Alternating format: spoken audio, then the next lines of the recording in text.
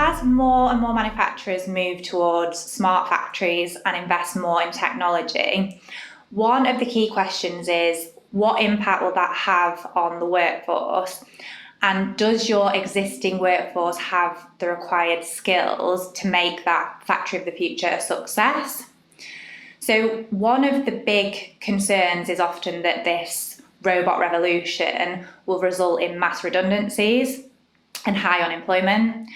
But it actually seems more likely that there will be more roles created, but those roles will of course be skilled roles, or roles that require new skills, technical skills, people who can develop technology, who can use that advanced machinery, and who can then analyse the data that comes out of it as well.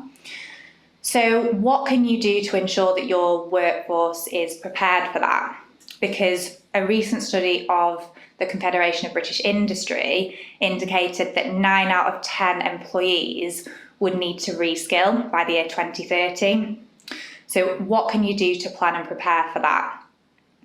There are a number of things, but I think planning ahead is key, and thinking about, do you need to have a recruitment campaign? And if you can't find people who are in the UK's settled workforce who have those skills, do you need to look further afield? So perhaps looking to overseas to recruit if people have that specialist skill set.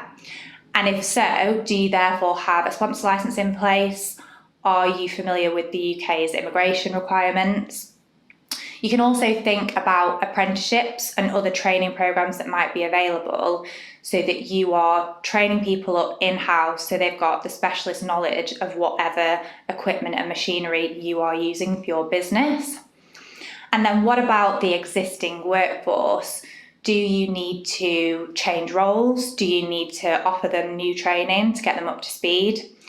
So I think the key in all of that is to think about this early on, before you make a move to a factory of the future, and start talking to people early on to get their buy-in, so that you can then make this factory of the future successful, not only for your business, but also for your employees.